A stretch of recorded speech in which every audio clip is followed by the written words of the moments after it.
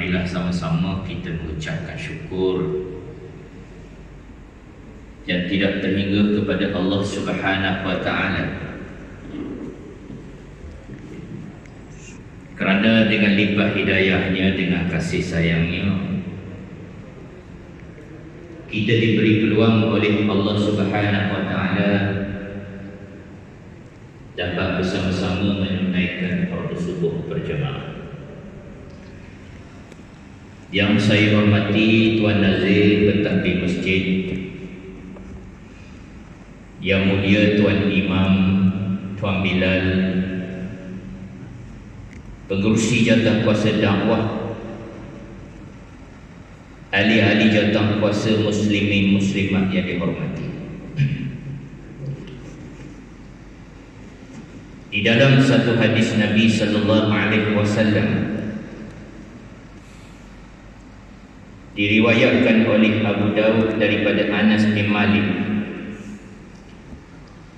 bahawa Rasulullah sallallahu alaihi wasallam datang ke Madinah sedangkan mereka sibuk bergembira selama 2 hari. Maka Rasulullah sallallahu alaihi wasallam bertanya, hari apakah yang 2 ini? Dan mereka menjawab, kami biasa bergembira selama 2 hari pada zaman jahiliyah.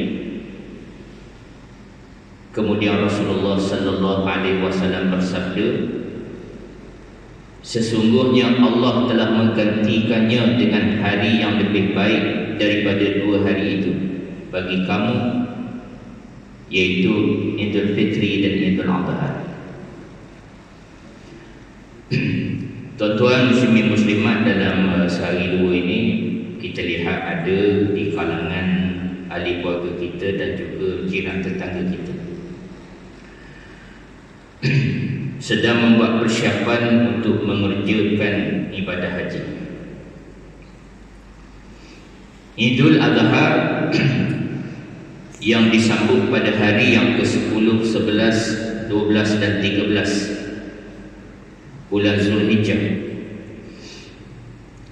bermula dengan takbir pada malam 10 Zulhijjah, diikuti solat sunat Idul Adha di pagi 10 Zulhijjah,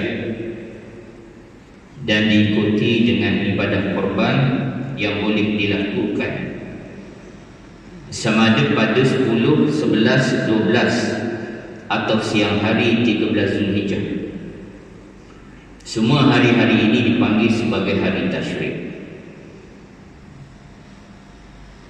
Tuan-tuan muslimin muslimat, pada pagi ini tazkirah saya menyentuh tentang ibadah korban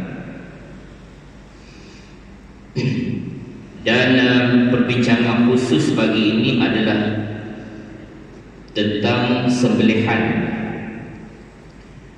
hikmah sembelihan di dalam Islam. Ibadah korban ada hubungan dengan Nabi Ibrahim alaihissalam yang telah diuji oleh Allah Subhanahu wa Ta'ala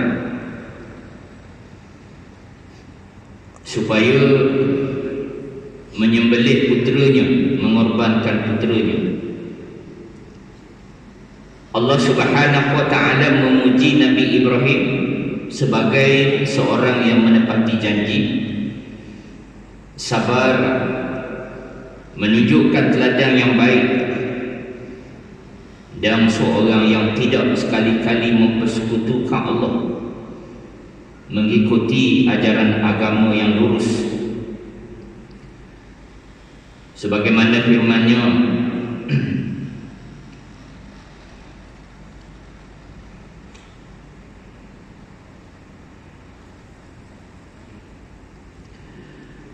A'udzu billahi minasy syaithanir rajim. Wa qalu kunu hudan aw nasara tahtadu. Qul bal millata Ibrahim hanifa wa ma kana minal musyrikin. Dan mereka berkata, hendaklah kamu menjadi penganut agama Yahudi atau Nasrani, nescaya kamu mendapat petunjuk. Katakanlah tidak, melainkan kami mengikuti agama Ibrahim yang lurus, yakni agama Hanif, dan bukanlah dia, yakni Ibrahim, dari golongan orang-orang yang musyrik. Surah Al-Baqarah ayat 135. Tuan-tuan muslimin muslimat, apabila kita bercakap tentang ibadah korban dan sembelihan, syariat Islam adalah sangat bertepatan dan sangat sesuai dengan fitrah manusia. Bukan hanya kepada manusia, malah sesuai bagi hidupan-hidupan lain, termasuklah haiwan dan juga persekitaran. Sebab tu di negara barat hari ini mereka mengkaji tentang sembelihan. Mereka boleh mendapat hidayah daripada Allah Subhanahu wa taala. Kerana sembelihan dalam Islam itu, kalau dilihat dari sudut sains, ia adalah yang terbaik dan memberikan kepada manusia ini suatu yang cukup praktikal dan cukup sesuai dengan fitrahnya. Kerana tuan-tuan, dalam dunia ini ada 3 sembelihan yang lazim. Yang pertama, sembelihan menurut orang-orang Hindu ataupun orang-orang Sikh. Di benua kecil India, cara mereka sembelih, mereka pancung, mereka tebas ke belakang.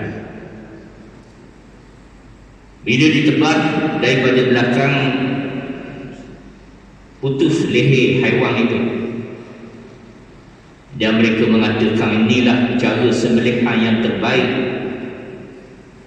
kerana memancung haiwan itu boleh menyebabkan haiwan ini mati cepat. Maka perbuatan itu tidak zalim kepada haiwan,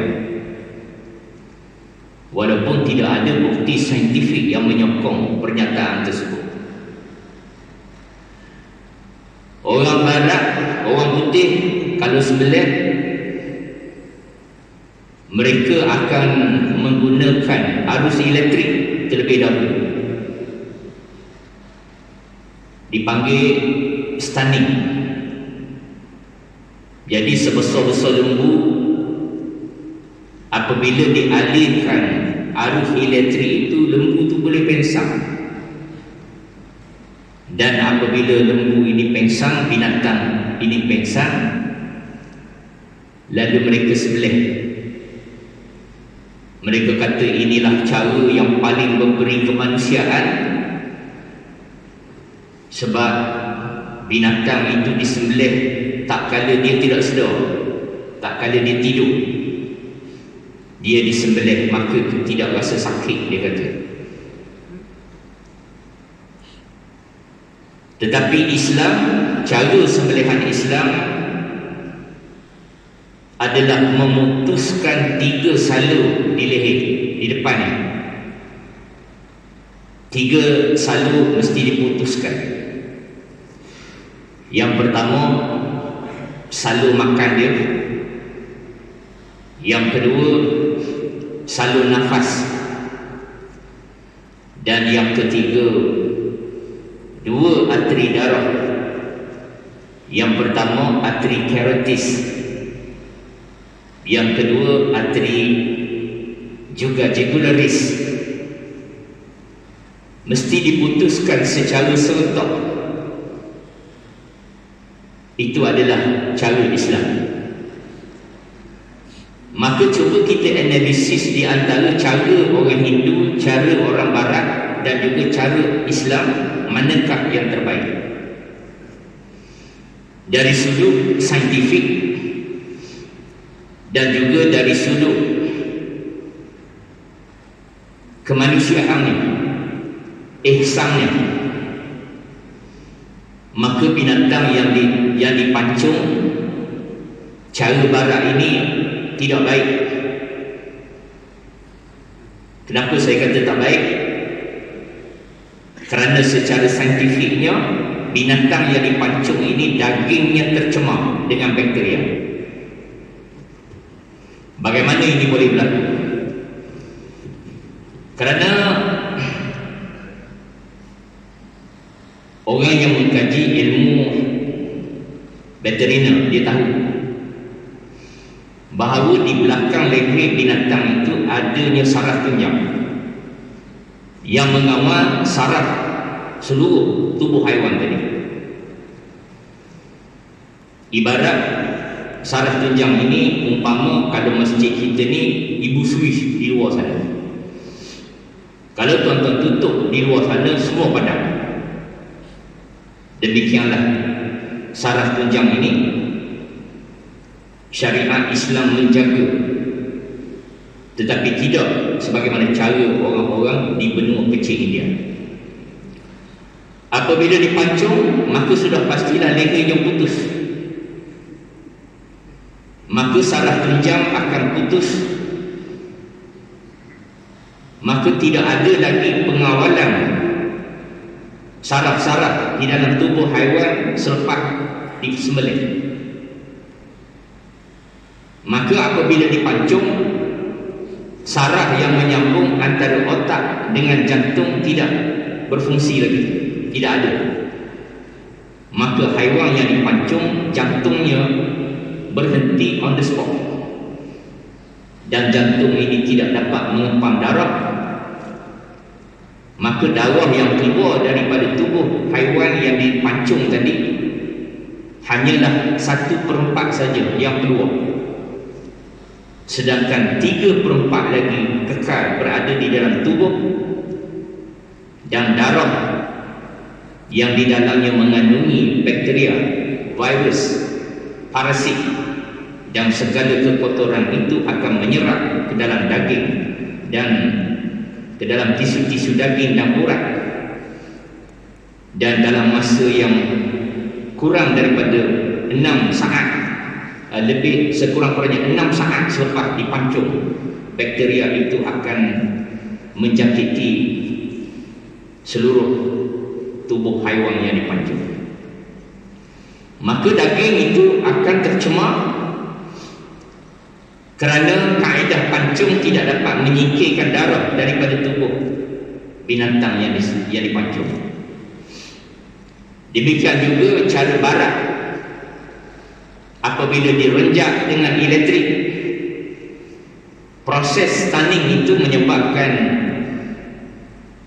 lembu ataupun binatang yang disembelih itu akan pengsan, dan jantungnya juga on the spot tidak berfungsi walaupun mereka sembelih selepas itu, tetapi darah yang keluar hanyalah 1/4 saja. Sedangkan Islam apabila diputuskan ketiga-tiga salur saraf tunjang di belakang masih dalam keadaan baik, masih berfungsi, dan apabila diputuskan ketiga-tiga salur ini, saraf yang menyambung antara otak dengan jantung berfungsi dengan baik, isyarat dihantar ke otak dan jantung akan bekerja mengempam darah 3 kali ganda daripada biasa, menyebabkan darah dalam tubuh haiwan itu dikeluarkan secara maksimum kerana ada jentera, iaitulah jantung yang mengempam darah keluar daripada tubuh haiwan. Maka daging binatang yang disembelih secara Islam adalah baik, kerana sains menjelaskan bahawa darah adalah ejen yang sangat baik bagi kuman dan bakteria. Islam adalah agama yang mementingkan kebersihan. Dan tujuan sembelihan itu adalah untuk mengalirkan darah keluar daripada tubuh, di mana sewaktu darah keluar, racun, toksik, kuman, bakteria, parasit yang ada dalam darah juga akan keluar daripada tubuh. Ini meminimumkan resiko terkena penyakit ketika kita memakan daging itu. Sebab itulah jenis daging yang disembelih secara Islam sangat sesuai dengan prinsip Good Manufacturing Practice GMP yang menghasilkan healthy food. Maka bertepatanlah dengan firman Allah Subhanahu wa taala di dalam surah Al-Baqarah ayat 173. A'udzu billahi minasyaitonir rajim.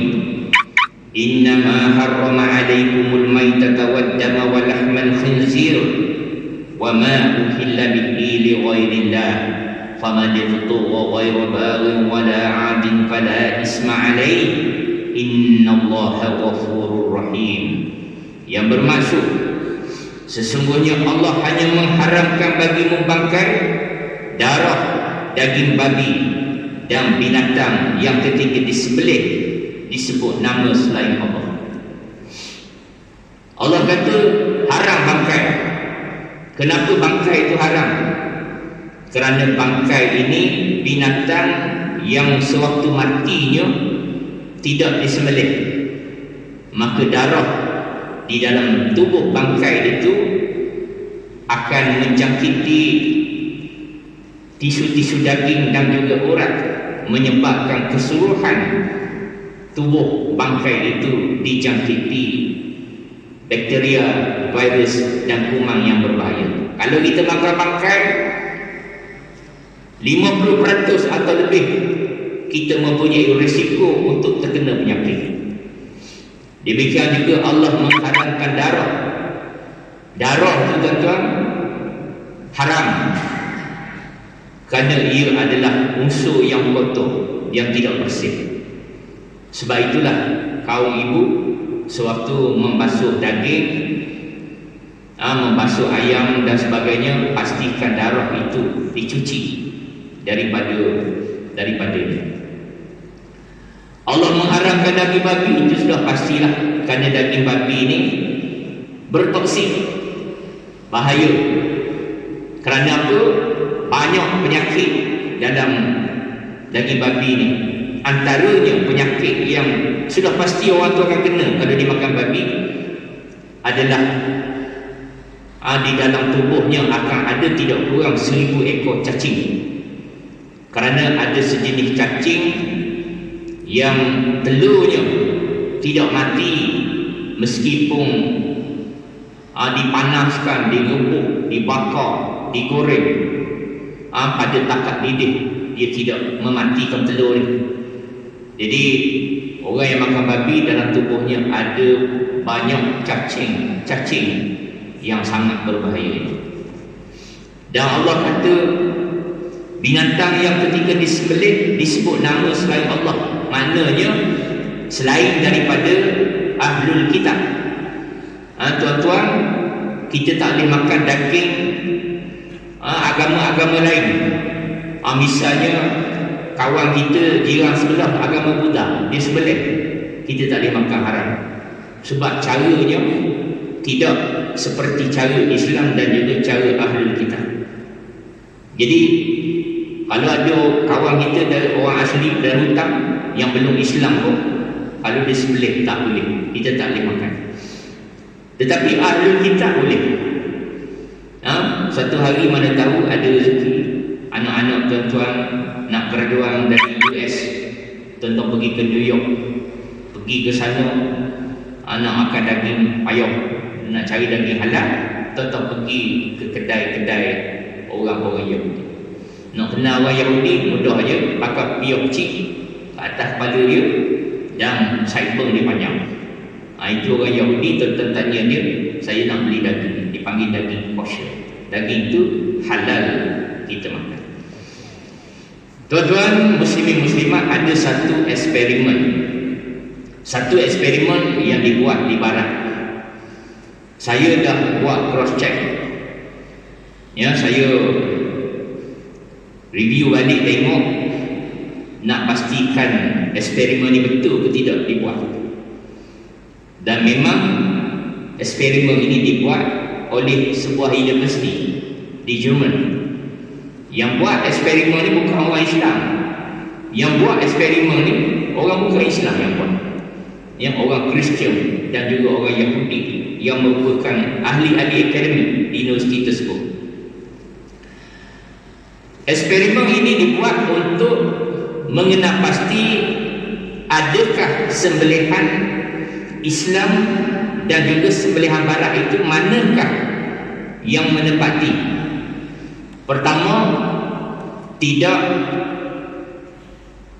yang pertama berlaku ihsan kepada binatang yang disembelih, bersifat ihsan atau tidak. Yang kedua, objektif kajian ini dibuat untuk memastikan daging sembelihan Islam atau barat yang lebih baik kualiti ini dari segi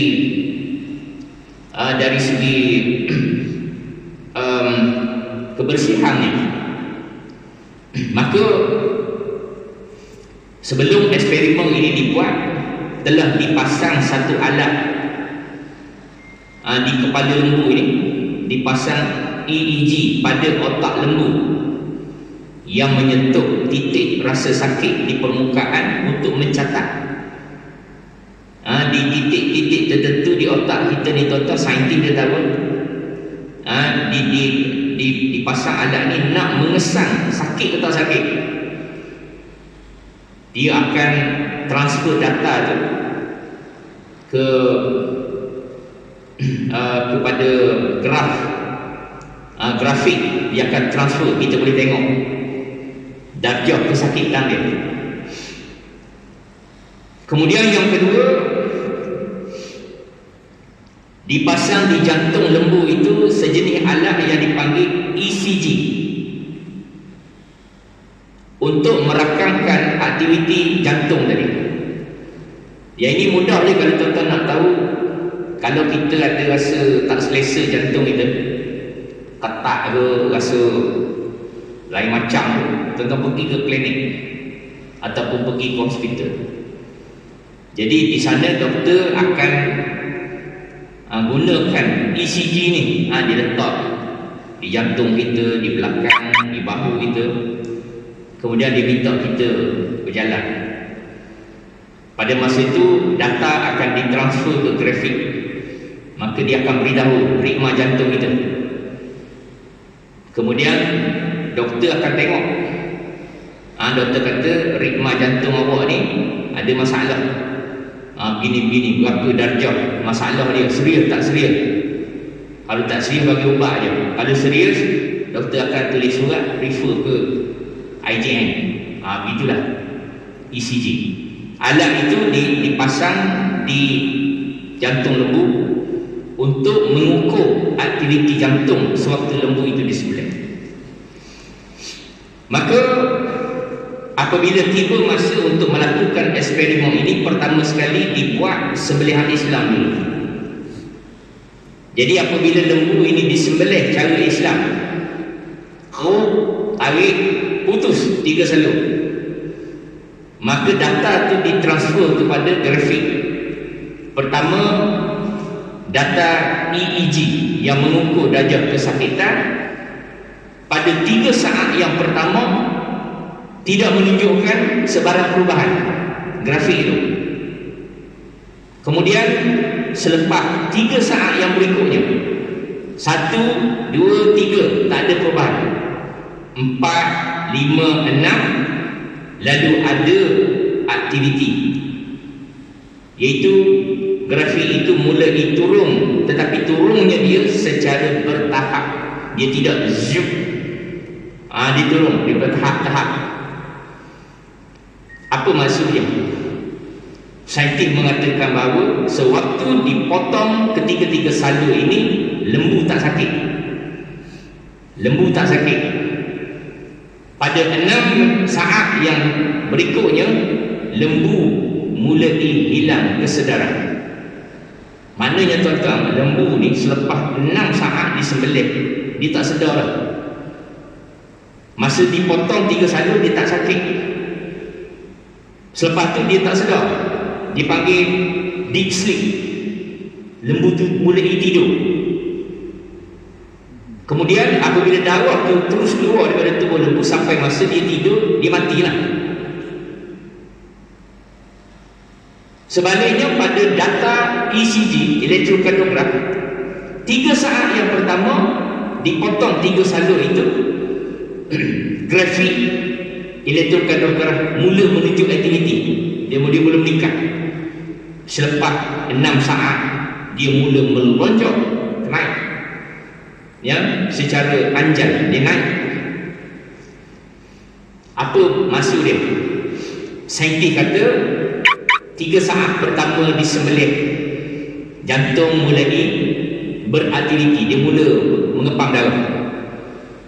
Kemudian pada 6 saat berikutnya dia mula bekerja dengan begitu kuat, mengepam darah, dan keseluruhan darah yang ada dalam tubuh binatang yang disembelih itu keluar daripada tubuhnya. Maka saintis buat kesimpulan, sembelihan cara Islam ni, pertama, binatang tak sakit. Yang kedua, dagingnya bersih, tidak tercemar daripada bakteria kerana darah telah dikeluarkan.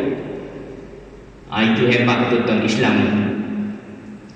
Sebab tu kalau kita relatekan dengan syarah Imam Nawawi di dalam syarah Muslim ni, Imam Mujtahid kata apa? Imam Mujtahid kata, sewaktu kita membuat penyembelihan korban ni, Imam Nawawi kata hendaklah menajamkan pisau setajam-tajam. Pisau yang kita nak sembelih tu tuan-tuan mesti pisau yang tajam, bukan ambil godok bom dalam stor tahun lepas nak sembelih baru asap. Ini risiko. Nah, binatang ni masa kita sembelih menggunakan pisau tumpuk, binatang ni akan sakit. Yang kedua, Imam Nawawi kata hendaklah disunatkan mempercepatkan pergerakan pisau. Maksudnya kita sembelih ni tuan-tuan, guna pisau tajam, kita letak di leher lembu, tarik sekali saja, tak perlu banyak pergerakan. Imam Nawawi kata.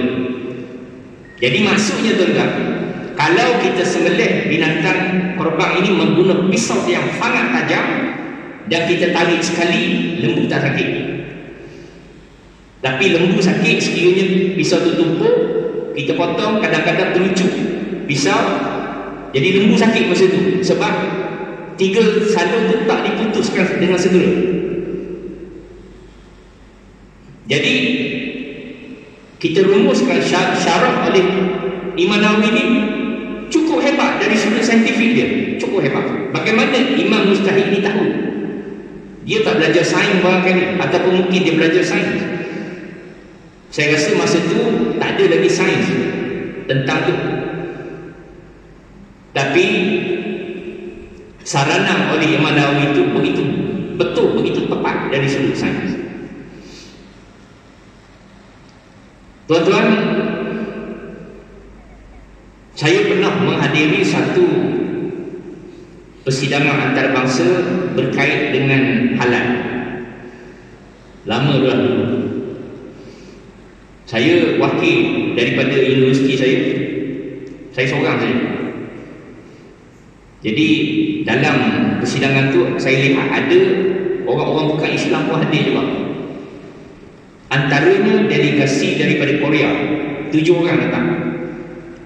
Masa tu saya rasa pelik. Saya kata, kenapa ni datang ramai sangat ni? Anda bukan dari negara Islam. Kenapa Korea ni begitu ramai dihantar delegasi dia? Dia kata, tuan, di negara kami di Korea Selatan, rakyat kami memilih daging halal. Maksudnya daging yang disembelih. Sebab tu saya sebut tadi, daging sembelihan Islam sesuai dengan prinsip good manufacturing practice. Sebab tu negara-negara pengeluar daging, pengekspor daging seperti New Zealand, Australia, Germany, Argentina, daging yang mereka ekspor ni sebahagian besarnya secara Islam, sembelihan cara Islam. Sebab pasaran dunia nak daging halal. Jadi di Korea ni pun sama. Sebab Korea ni negara maju, orang-orang sana pun cerdik-cerdik. Dia mesti buat kajian. Dia tahu daging yang disembelih cara Islam baik. Cuma pada pahaman orang Korea ni, sembelih yang halal tu maksud sembelih lah. Sembelih tu halal lah. Walaupun babi sembelih tu halal bagi dia lah. Sebab tu kalau tuan-tuan pergi ke Korea, melancong, pergi ke hypermarket, jumpa daging babi dalam ting tu, dia tulis halal. Jangan beli pula bawa balik hotel. Halal tu pada dia tu disembelih. Itu. Maka eksperimen ini diteruskan menggunakan kaedah stunning. Pada 3 saat yang pertama selepas melalui proses renjatan elektrik, data EEG yang mengukur tahap kesakitan ni tuan-tuan, dia mencayang naik ke dalam. Bila di stunning saja, direnjak elektrik, sup naik. Apa maksud? Binatang ni sangat sakit sewaktu direnjak dengan elektrik. Dia sangat sakit sebab dia menjunang anjang. Tetapi data ECG yang mengukur aktiviti jantung tidak menunjukkan apa-apa aktiviti. Apa maksud dia? Suatu direnjak elektrik, jantung berhenti on the spot, tidak berfungsi lagi. Maka disembelih selepas itu pun tidak ada gunanya, kerana darah tidak dapat dipam keluar daripada tubuh binatang yang disembelih secara baik. Eksperimen yang dibuat oleh orang bukan Islam ini merumuskan bahawa sembelihan cara Islam lebih memberi kemanusiaan dan baik dari segi saintifik. Sebab tu hari ini saya sebut tadi, negara-negara bukan Islam, pengeluar-pengeluar daging ini, mereka lebih prefer kepada sembelihan Islam. Tuan-tuan muslimin muslimat, kalau kita tengok pada eksperimen ini, orang akan buat argument. Orang tanya, okey, kenapa semasa disembelih diputuskan 3 salur itu binatang tak sakit? Padahal itu luka besar. Kenapa tak sakit? Sebab tu kita kata tadi, Imam Nawawi kata guna pisau tajam dan percepatkan pergerakan. Sebab kalau kita sembelih cara macam tu, pisau tajam dan juga pergerakan yang cepat, saraf yang menyambung antara tempat luka itu dengan otak diputuskan segera. Maksudnya lembu ni dia tak rasa sakit kerana maklumat belum sempat sampai ke otak, dia sudah diputuskan, saraf tu sudah diputuskan. Misalnya kita tengok sebagai perbandingan, kaum ibu yang nak bersalin cesarean, sebelum bersalin, sebelum operation, pakai bius. Dia akan masuk dulu ubat bius dia tu di bawah pinggul ni, dia akan masuk kerana ibu yang nak di cesarean operation tadi, dia akan dibius separuh badan.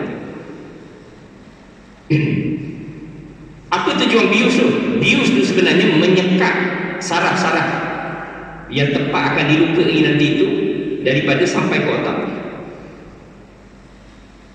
Sebab tu ibu yang bersalin cesarean ni, doktor buat operation, dia sedar, dia tengok, tapi dia tak rasa sakit. Demikian juga lembu di sebelah tadi, dia tak sakit sebab sarafnya sudah diputuskan. Macam tentera bertempur, dia luka, pasukan medik akan injek morfin. Morfin tu fungsi dia untuk menyekat sarafnya sebab tu sakit. Katakan tangan saya terkepit, tangan saya terkepit ni, maklumat tu akan hantar ke otak, saraf tu dihantar, sakit dia kata. Tapi kalau dimasukkan bius yang menyekat saraf tu, potong pun tak rasa sakit, usah terkepit, putus jari pun tak sakit. Dan ada yang buat argument, dia kata lembu selepas sembelih sakit. Dia kata dalilnya, dia kata lembu itu menendang dan menggeliat. Lepas sembelih kan, dia mengepak tangan tu, dia tujar-tujar tu kaki dia tu, sakit tu, dia kata itu bukan sakit. Sebab lembu 6 saat disembelih, dia sudah hilang kesedaran, dia tak sedar dah. Tapi kenapa tangan dan kaki dia menggeliat? Itu adalah kerana faktor kekurangan darah yang mengalir keluar. Sebab bila jantung mengepang dengan cepat, darah tu keluar secara ekstrim, maka kesan daripada tidak balas otot apabila darah mulai kekeringan, di mana otot tangan dan kaki akan mengetak. Kita boleh buat eksperimen. Masa mula-mula saya nak ceramah tadi, tuan-tuan ambil tangan ni, letak belakang, tuan-tuan nyandar, letak begini, kepit sikit, jangan angkat sehingga tamat kuliah saya. Pada masa tu darah akan tersekat, bukan semua, tapi darah tersekat masih ada. Tuan-tuan akan rasa kebal, tuan-tuan akan hilang kawalan, seolah-olah rasa tangan kita ni tak dapat dikawal, dia reflex. Kadang-kadang tangan tu boleh menampar muka kita. Itu adalah kerana otot mengetak, kerana darah kita tersekat. Saya berceramah pada 1 bulan Jun baru ni di sebuah surau di USJ, di Subanjaya. Masa saya ceramah itu, ada seorang doktor veterina, dia dengar ceramah saya. Saya cerita bab ni. Selepas habis ceramah, masa minum teh halia tarik, teh halia baru satu-satu dekat surau tu, dia tanya saya, dia beritahu saya, dia kata, Ustaz, yang Ustaz cerita tu betul. Lembu yang menggeliat tu, selepas disembelih tu, dia panggil Rigopolus, istilah veterina. Apabila darah kering, otot mengetak, dia akan bertindak balas. Sebab tu dia kata, doktor veterina dia kata, di rumah-rumah sembelihan, dia kata rumah sembelihan yang komersial, lembu yang disembelih tu, daging tu dia akan simpan sekurang-kurangnya 8 jam di bilik hawa dingin tu. Tujuan dia apa? Dia nak memastikan supaya otot itu kembali relax. Ini di pusat sembelihan yang komersial lah. Dipanggil Rigopolus ni fenomena apabila darah mengering dan otot akan tegang. Dan sebenarnya tak sakit, bukanlah itu menunjukkan binatang korban itu sakit. Jadi tuan-tuan, saya percaya di masjid kita ni akan buat ibadah korban pada hari-hari tasyrik ni. Berapa ekor lembu di sini akan dikorbankan? 20 ekor, 30. Kita kena ingat apa yang dipesan oleh Imam Nawawi dalam syarah Muslim ni. Akal dia menjadi tidak sempurna, dia tak sempurna akal, maka syariat tak terpakai atas dia. Di kampung saya di Marang, Terengganu, banyak orang tua-tua umur 120 tahun tu, ada umur 120 tahun, nampak sihat lagi, tapi semua-semuanya sudah tidak sempurnakan. Ada seorang waris keluarga saya jauh-jauh 120 lebih umur, tapi akal dah tak sempurna. Kalau kita bagi nasi kat dia nak makan, dia bukan suap mulut dia suap kat luar lantai, dia suruh lantai tu makan. Maknanya dah tak sempurna akal, syariat tak terpakai. Yang kedua, tidak menyembelih haiwan depan haiwan-haiwan lain yang akan disembelih. Jadi kalau masjid atau surau tu ada banyak nak sembelih, kata 20 ekor, sediakan tempat kau untuk sembelih. Selepas sembelih baru bawa seekor sembelih, kata Imam Nawawi. Tapi kadang-kadang kita hidup di akhir zaman ni, terutama di bandar-bandar besar, tempat terhad. Kalau kita sembelih dekat-dekat boleh tak? Tak ada masalah. Apabila membabitkan maslahat, tak ada masalah, boleh. Dan Imam Nawawi kata tidak berlaku kasar kepada haiwan suatu sembelihan. Saya kadang-kadang saya terima video daripada anak karya tempat saya mengajar di surau. Dia excited, dia ambil rakam video sembelihan tu, hantar saya. Saya tengok, oh ada juga tak betul caranya, tidak ihsan pada haiwan. Sebab setengah-setengah tempat, bukan semua, kadang-kadang mereka menangani lembu korban ni seolah-olah lembu tu lebih ganas daripada harimau. Contohnya dia tampak tangan lembu tu, diikat betul-betul dengan begitu ketatnya, dan juga mengikat kakinya, kemudian disorong kayu pula di tengah. Tak cukup dengan tu, 4 orang tindih, seorang-seorang 90 kilo, 100 kilo. Bayangkan tuan-tuan, buat apa tindih lembu?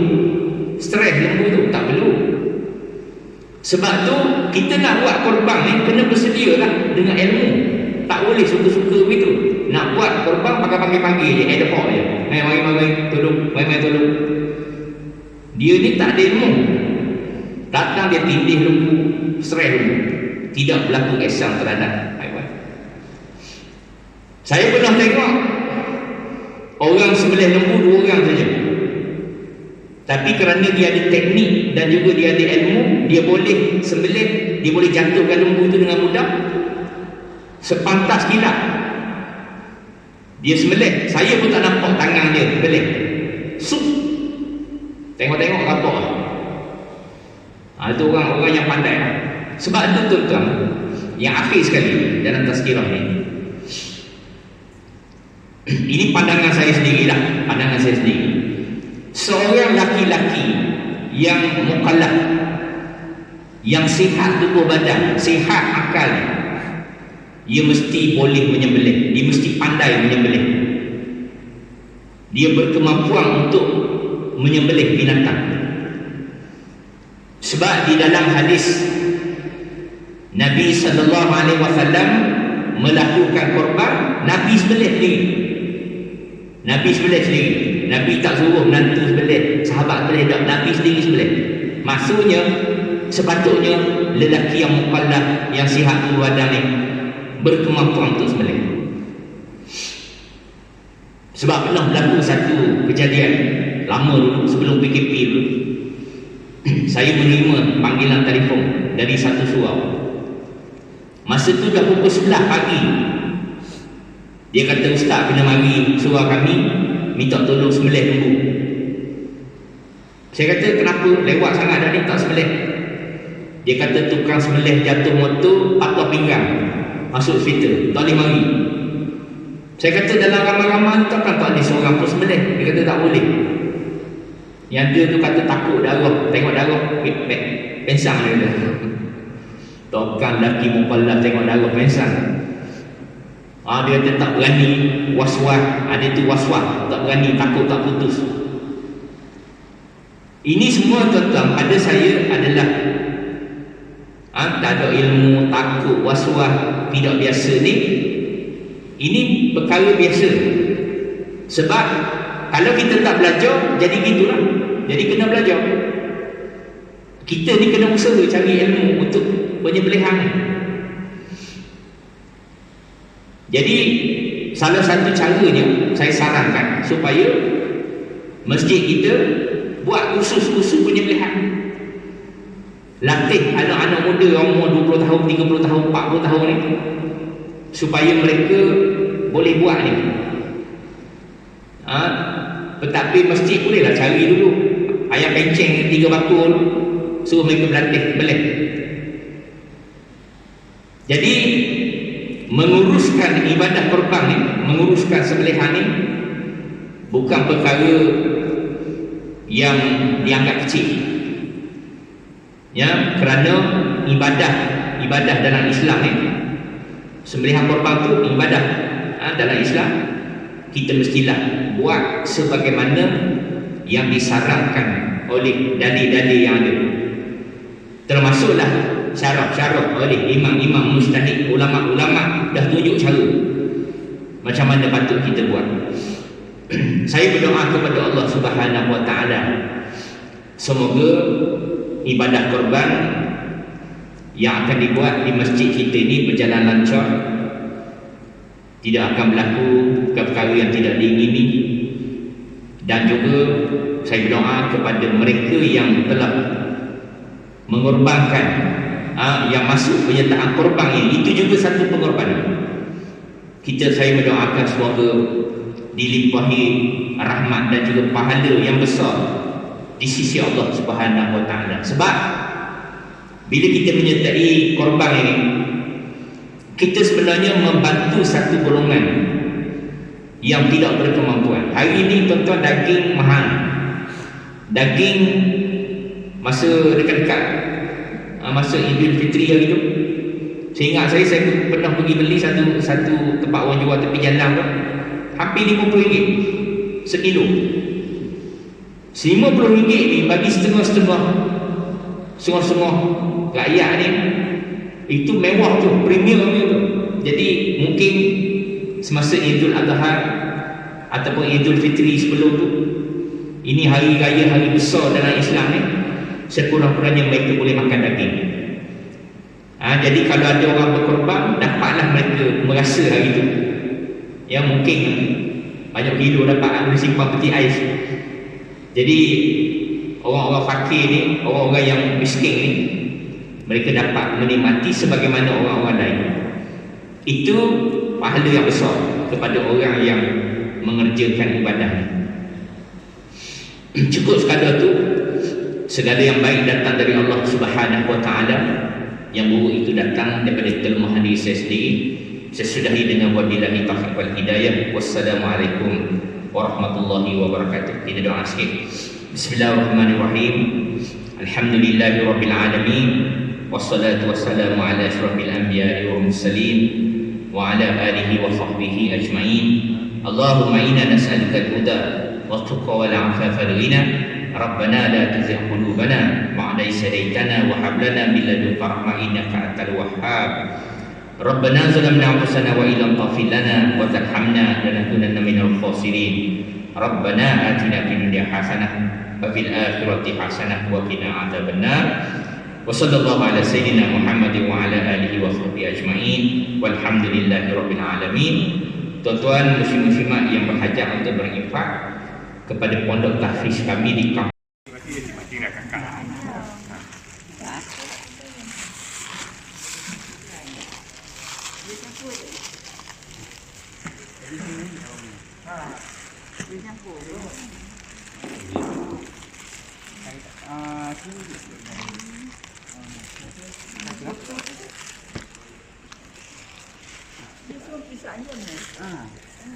Kita hintar.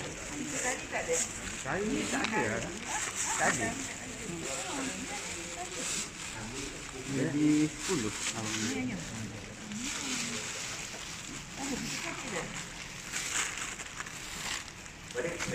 Okey. Malam ni. Okey. Bawahlah. RM2 ke? Tapi dia baru seminggu. Tapi Nestle bagi kami 3,000 kotak. Takkan nak buang dengan buang. Satu RM3, dua RM5. Satu RM3, dua RM5. Kita kurang kali. Macam ni ada lagi? Tak ada. RM5.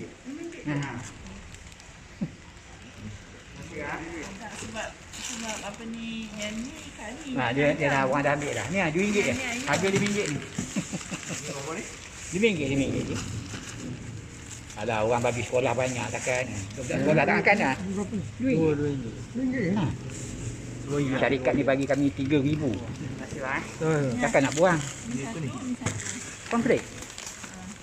Tapi dia dah seminggu tapi boleh makan 3 bulan dulu. RM2. RM1 je. Sekarang kedai RM2.60. Mana ada RM1 sekarang orang janji. Orang bagi sekolah kan ambil dah. Ya. Kalau kuliah musiman sekejap je. Ni. Ya. Iyalah. Mana dah ada kan RM1 tak ada dah. Ni kalau ikut harga RM4.70 mesin satu. Mana dekat RM5. Kalau dua RM5 murah. 50% diskaun.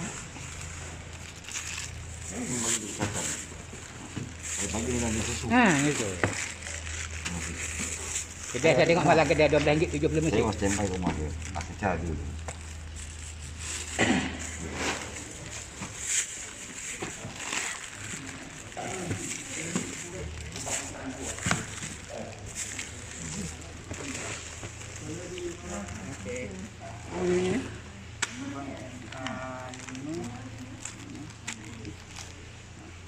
Jadi sembilan ni. Ha? Yang ni RM2. RM2 dah. Jadi 3, 10. 5, 6, 10. Hari 10 lah. Oh. Ni RM1 RM1 je. RM2. Ha? RM2. Tapi dia ni dia dah seminggu tapi boleh boleh lagi. Betul kali ambil aja tu. 2 4 9 11. RM11 je. Pasar raya tak dapat ni. Malam ni pasar raya 105 barang. Ada duit tu